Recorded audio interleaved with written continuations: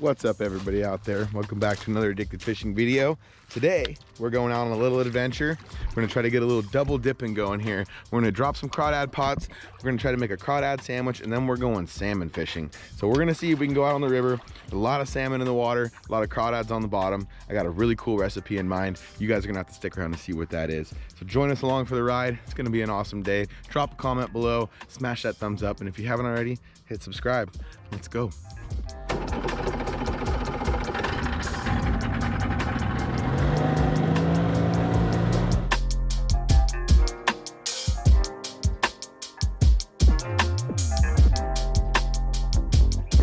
Usually I like to look for a spot in the river if I'm going to put any kind of crawdad trap in a river that has a good amount of current or is in a little back eddy. So these crawdads are living off of all the little sediment and all the little bugs and dead carcasses from salmon and everything that's floating down the river.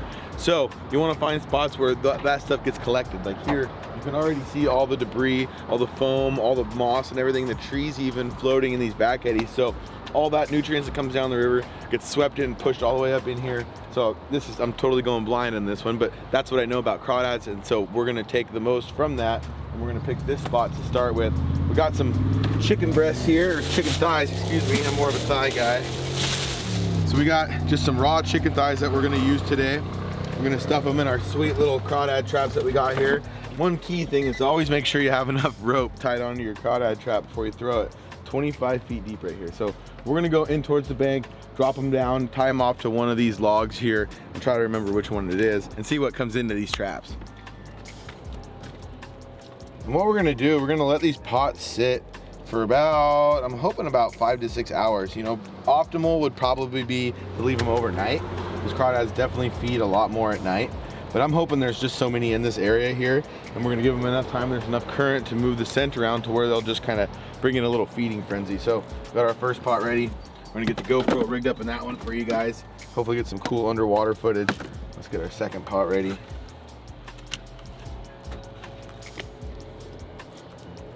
Kind of making me hungry. How about you guys? And you can use anything for the buoy of these pots. Depending on how much you spend on a pot, it's gonna probably depict how brave you want to get with what kind of buoy and kind of line that you're using. But like on this one here, I just had a rope laying around, I'm just using an old rope with actually a little bit nicer buoy on this one. So I got the buoy tied off to this one, but also like here, I just got some really heavy twine tied to a milk jug. So a little bit more stealthy. People aren't really quite sure what the milk jug's tied to, unless you're in an area where a lot of people crawdad. So these are ready. We're gonna get the camera set up. We're gonna drop them down. Sean's over here messing around. I couldn't help myself.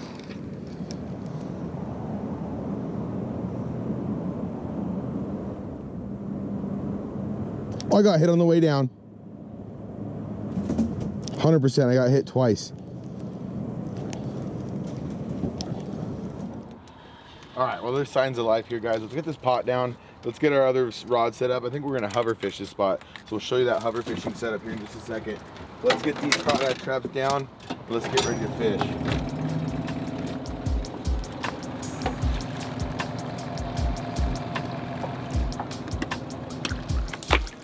Okay, so I want to drop this next spot in a spot with a little more current. You can see how this spot has a little more downriver moving current. What I like about that is it spreads that scent out.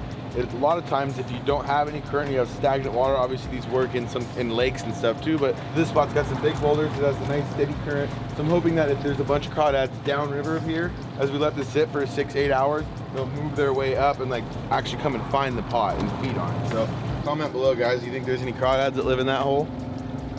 That looks like a daddy spot to me. Big daddy spot.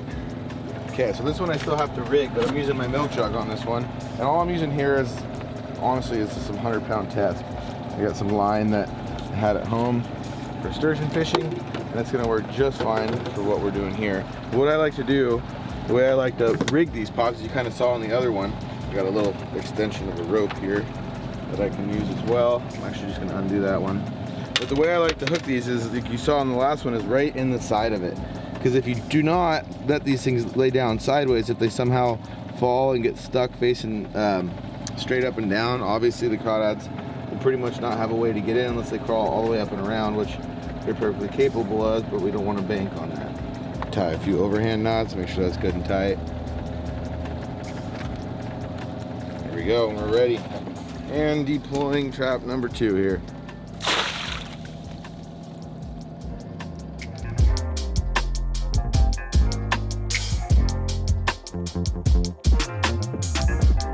All right, so pots are set, you guys. I want you to drop a comment below with which of those sets you think was better. I'm just kind of using my imagination. I don't crawdad very often, but those look like some pretty fishy spots to me. It's got good structure. It's got all the things a crawdad needs to survive. But if you guys know more, drop a comment below, let me know. What we're gonna do next, I'm setting up my rods here to get salmon fishing. I got a twitching rod. I got my spinner with my hoochie. I got a couple different bait rods, one with a dropper of a bead. I'm really going with the full arsenal here. But the other one that we're gonna use a lot today is the hover fishing. So what I got here, I got my hover fishing rod. I got 15-pound test all the way down to my little slide weight. And basically all you need for this setup is 2 barrel swivels, maybe the bead. The bead isn't completely necessary, but it helps from getting your line tangled up. But I just have a little dropper weight on about a foot dropper here, 3 ounces, little bead down to a barrel swivel. And that other barrel swivel I'm gonna attach facing linear. It's not gonna be able to slide on my line, obviously. So I'm gonna go like this, with that knot, just like so. Then I'm gonna take some 12-pound test, my 1/0 bait hook, and I'm gonna rig about a 5.5 to 6 foot leader. So let's do that right here. And what I'm gonna do with this leader that I just cut off here, I'm gonna add it to my 1/0 hook here, little mustad bait hook. I'm gonna do just a good old-fashioned egg loop knot here. And the beauty of this hover fishing is, one, it's a lot of fun. It's very, very effective in deep water and in areas where the fish are really stacking up thick. But also, it's very, very easy setup. Obviously, 2 barrel swivels, a hook, and bait. I got my hover rod now set up. I got my bait. I'm gonna get that cut up. Let's go find some salmon. All right, so we're ready to fish. We're gonna found a nice deep run. It's got a little bit of current so we can keep the boat straight the whole time. But we're gonna get our fingers nice and stinky here. I got my bait all ready to go. Got a little stinky scent on it, a couple different flavors. If you guys wanna learn more about how to cure these eggs, check out some of our how-tos on our YouTube channel. What we're gonna do now is we're gonna hover fish. And so the best way I've ever heard this explained to me was by our friend Cameron Black, and it is when you're hover fishing, you are the bobber. So what you do, you get in the deep hole, you drop it straight down, whether you can be on the bank, you can be on a boat. We're basically dropping it down, pulling it up a couple feet off the bottom, holding our rod still and waiting until we get that bite. So I'm gonna move over into the deep current, we're gonna drop it down. There's been fish rolling right here by our crawdad traps this whole time, so we're gonna give it a shot, see what happens.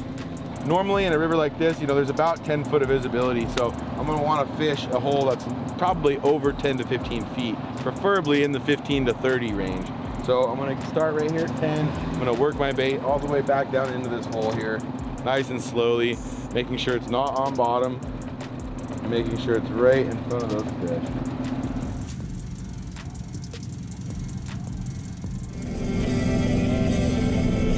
Oh my God, I'm an idiot. Oh, that was such a good bite. Oh my God, you guys. Dang it, I mean, I'm sitting here rocking. You guys definitely probably saw that on the screen there. I was just waiting at my tip nice and low and still, and ka-wham! I just got hammered. I'm graphing a bunch of fish on the screen too, so I'm guessing that was a salmon, and I messed it up. Ooh, some Skinner. Ooh, baby, I need you. Ooh, salmon, I need you. Got him, got him, got him, got him, got him. Yes, sir. Yes, sir. Yes, sir. Oh, baby, that's a good one. That's a really good one. Heck yeah. That's a big fish, everybody. Oh man, what a good take too. He nibbled it, nibbled it, nibbled it. I could feel him start to swallow it, lay it into him, and just instantly solid, man. That's what I'm talking about. Got a really good hook set on him too. I want to take it easy on him. I'm using only 12-pound test here so that these fish, which can get a little bit line shy, especially when there's a lot of pressure on the river. We want to give them something not to look at here. Oh, taking us around. Oh, that's a good fish. Oh, there he is. Oh, he's a chromer too. I better get this net going first before I get him any closer. So one thing that's really important to remember when you're trying to net a fish by yourself is to take your time. You know you got him hooked good, you know you're not gonna break him off, you're not gonna run into anything. you want to really tire that fish out pretty well before you get him anywhere close to the boat, because the worst thing you can do, especially with this setup, oh man, that's a nice fish. That's a huge Chinook. One thing you don't want to do is try to stab at this thing, especially with that weight hanging down, because you grab that weight, breaks your leader right off sometimes if you're not using light enough line. Come on, baby. Oh, it's a big, heavy fish. He's just about ready here. Roll him over. Try to get him on his back is the best way to do this. Try to keep his head down in the water, but just nice and slow movements. You don't want to stab. You don't want to try to get this fish in the wrong position, just like that. Oh, and then drop slack. Yes, what a fish, you guys. Give me 5. Wow, what a freaking specimen. So unfortunately right now, where we're fishing, you are not allowed to keep wild Chinook. So we're gonna have to let this bad boy go, but I'm happy with the fight. Let's get my Gerber pliers here. Oh man, she thought she was getting away. What a beautiful fish, about 14, 15 pounds. Just an absolute perfect, picture perfect fish.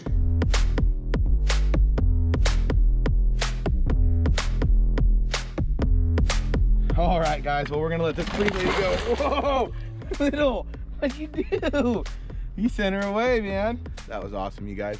Too bad we had to let her go, but absolute specimen. I couldn't be more happy. Let's go do it again. There he is, got him. Wham skis. Oh, that was great. Just throttled it. Oh, that was good. This is another big fish. What is going on, little? What's going on, little? What do you think, dude? That's a heavy one. That's a heavyweight. Come on, baby. Come on, baby. What a fish. Oh, I see color. There he is. There he is. There he is. Oh, come on. Oh, got him. Woo! Another wild one, so we'll have to let it go, but what an awesome freaking take and an awesome fight.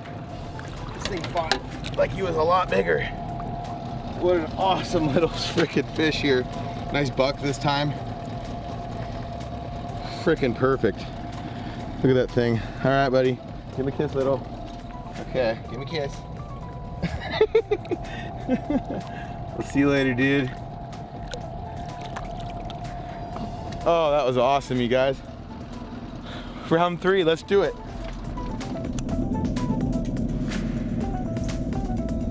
Well, curiosity got the best of me.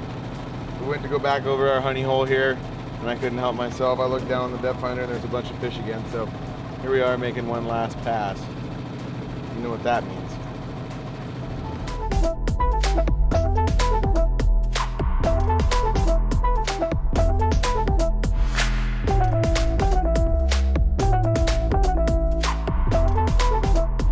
All right, so we're pulling up on pot number 1 here.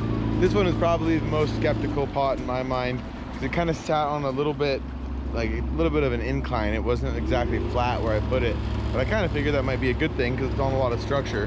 But this one was the one that was in the current. So drop a comment below with what you think this one's gonna look like. I hope there's at least something in it. We don't need many for this recipe, but we do need probably about 10 to a dozen. So if we don't get that many, it's kind of a wash. We're gonna have to leave these things overnight, but we're gonna just come back out here in the morning and get them and see what's in there, or maybe even relocate them tonight. So let's see. We're pulling up on pot number 1.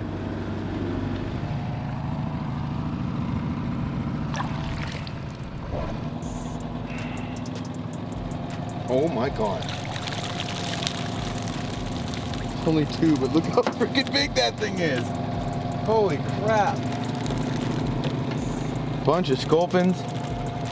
Looks like 3 giant crawdad. Oh my God, look at how big those are, you guys. Look at this one. Holy crap. I got 4 in that pot. All right, everybody. Look at the size of these hogs, man. Holy crap. Look at the fat. Look at how thick their tails are. Look at his little eyebrows. He looks pissed. All right, put him in the bucket with some water. Look at daddy number 2. That's not even the biggest, you guys. They're just gonna keep getting bigger. Look at the thickness of his tail. Awesome in there. Woohoo! Not fast enough. This one's probably the smallest one, but still a giant crawdad. And for the grand finale crawdad, there he is. Holy crap! That thing is a monster! Hello, dinner. That is the biggest crawdad, personally, I have ever seen. Look at that thing. I would not want to get pinched by him. Gonna add him in here. We'll take bets on who's gonna win the fights later. Trap number 2. I got high hopes for this one. This one's in a really, really daddy spot. Like I said, I feel like that one was kind of the variable pot to see what exactly it was gonna look like in here, but this one I got high hopes for. This is really, really sexy little area.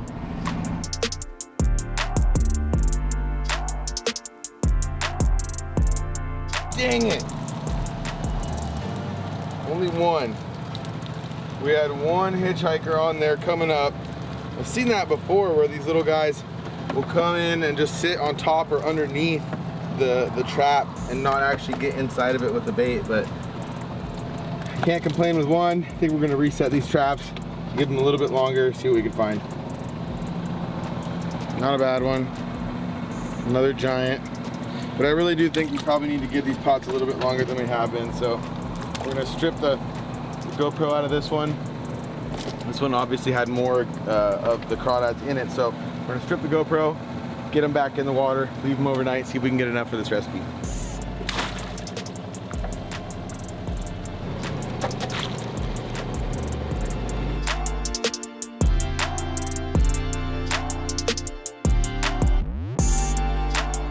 All right, everybody, so we let these soak overnight. Hole number 2. First trap here, I think this one's gonna be, this had the most in there yesterday, so let's creep over here, let's grab this trap, see how many of these bad boys are in here for the all night soak.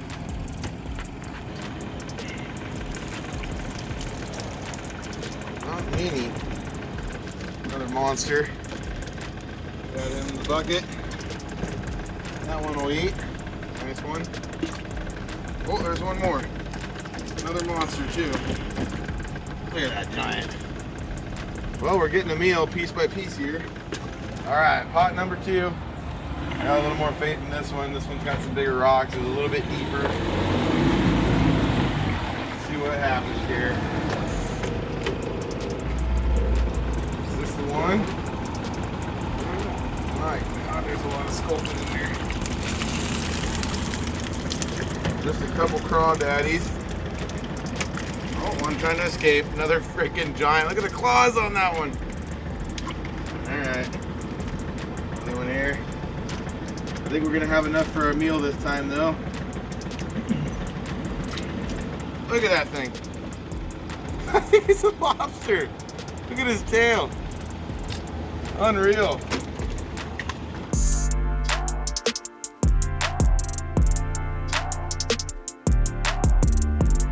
All right, everybody, we're back in Carnegie's outdoor kitchen here once again.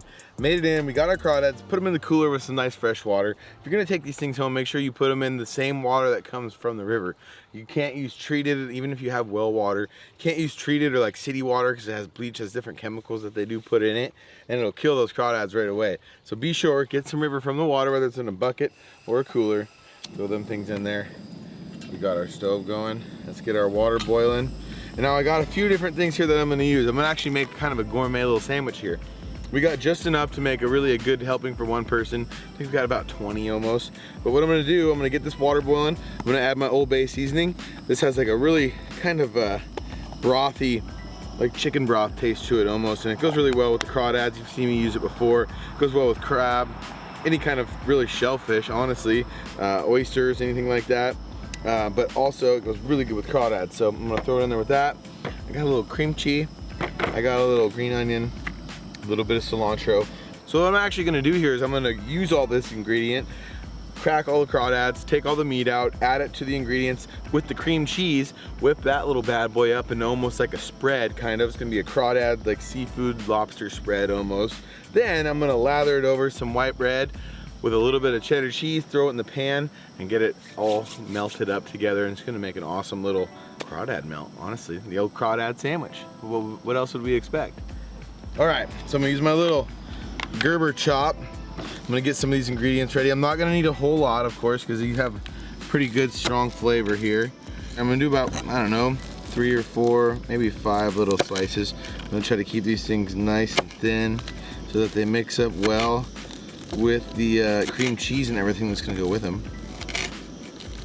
This little chop blade is absolutely awesome.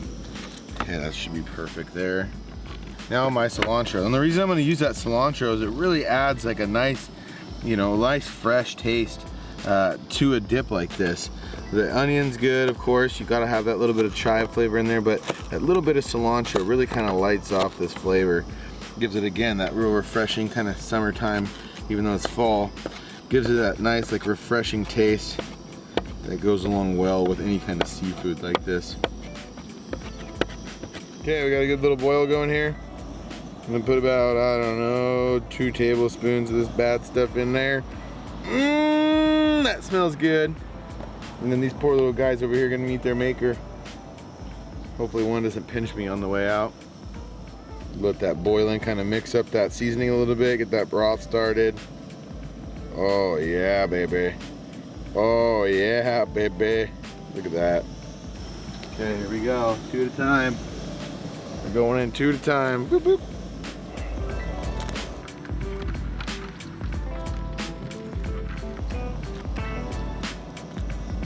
All right, and now we wait. We want to give these things about 10 or 15 minutes. They'll start floating and you'll see they'll turn this really nice fluorescent red color. That's when you know they're done. We're gonna actually cook these things kind of twice. So as soon as they're done, as soon as they're floating, ready to go, I'm gonna take it, I'm gonna use my Gerber scissors, cut them all open, get all the meat out that I can, add it with the cream cheese and everything else that I'm mixing up here. Then we're gonna get to grilling this bad boy.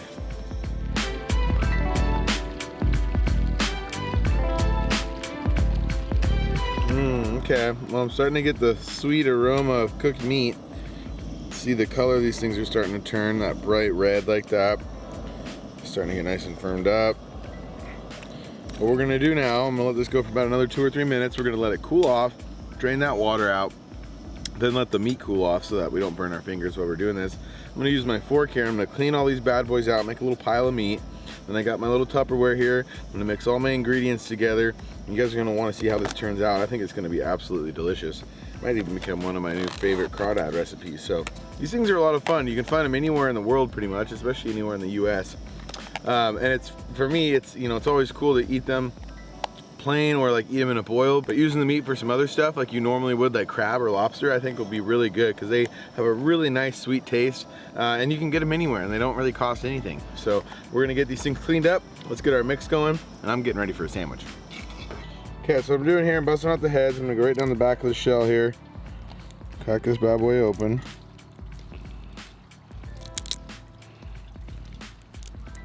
Split them open here. I'm just gonna take that meat, toss it right in my bowl here. There's a little bit of meat you can get out of these claws, but with these guys, some of the smaller ones here don't really have a whole lot of meat on the claw, so I'm just gonna avoid that for sake of time. I got plenty here, so.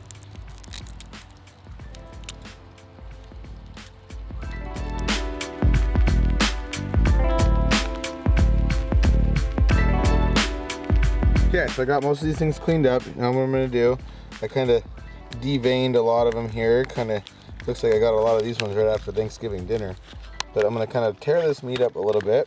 This is my fork. Get it broken apart so I can have it spread out a little bit with my other mixtures. And you could imagine if you had a good batch of this, maybe 2 people, 3 people helping you chop everything up and get all these things ready, you could really kind of get quite the little dip going here. I'm not gonna add any salt or pepper or anything because this Old Bay seasoning is pretty darn strong. So it's gonna add a lot of different flavor to that anyway. So I'm gonna take a little handful of cilantro and onions here. Grab my cream cheese. I'm gonna use about half this thing, honestly. I wanna get a good mixture going here. There we go. Yeah, and I'm just gonna go to town. I'm gonna get this stuff all mixed up, get it nice and spread out evenly on there. This is already starting to look really good. It smells really good, I'll tell you that much. That cilantro, little tangy onion, that nice kind of mellow taste from the cream cheese here, and then of course that sweet little aroma from all that little crawdad meat. So There it is. Goodness gracious, that looks good. Give that a little try real quick. Tastes as good as it smells. All right, I'm gonna get my grill fired back up here. Now we just have a little pan, a little, about, I don't know, tablespoon or two of butter. What I'm actually gonna do here is, this is an old babysitter trick, you know. I'm gonna take my butter and I'm actually gonna spread it on my bread first rather than the pan. And that's gonna help me get these nice and golden brown. And it'll also help it cook a little bit longer. I'm gonna leave a little bit in the pan just because this is a really cool little versatile knife. I think I'm gonna find myself using this thing a lot. Great little camp kitchen knife. Now, what I'm gonna do, I'm gonna scoop up all my ingredients here. Uh-oh, the dogs smelt the good stuff. We're being invaded. So, I'm gonna toss this guy upside down here. I'm gonna lay all that tasty goodness right inside that sandwich. There it is. Man, that is just perfect. Next step, I'm gonna get some cheese on it.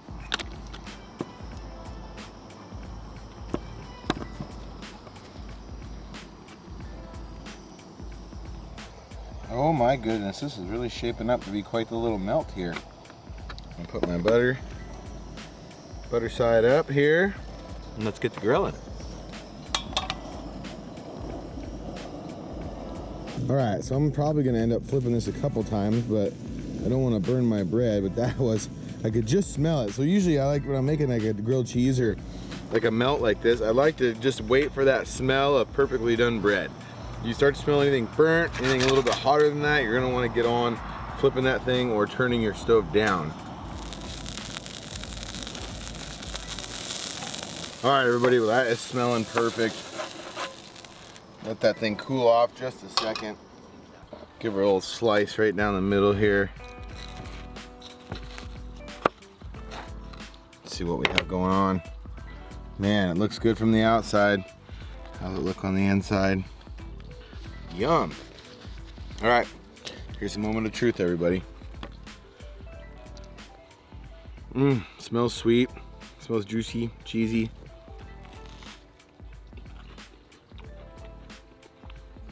Wow, just look at that. All that mixed up little crawdad, perfectly done bread, little tangy cilantro and onion, some nice Tillamook cheese. This might become a regular thing. What do you guys think? But I must say, this has to be one of my new favorite ways to eat these little critters. We want to thank you guys so much for tuning in today. If you haven't already, go down here, smash subscribe, hit that thumbs up, and drop a comment below with what you thought of today's video. I know I sure had a lot of fun. I want to know if you guys know any cool recipes or if you've ever tried anything like this before. If you like this video, go up here, hit this little link to this next video here. Again, be sure to subscribe, drop that thumbs up, and comment below, because every week we'll be picking a comment of the week, just like this one right here. Thank you so much, you guys. You stay fishy, and we'll see you out there.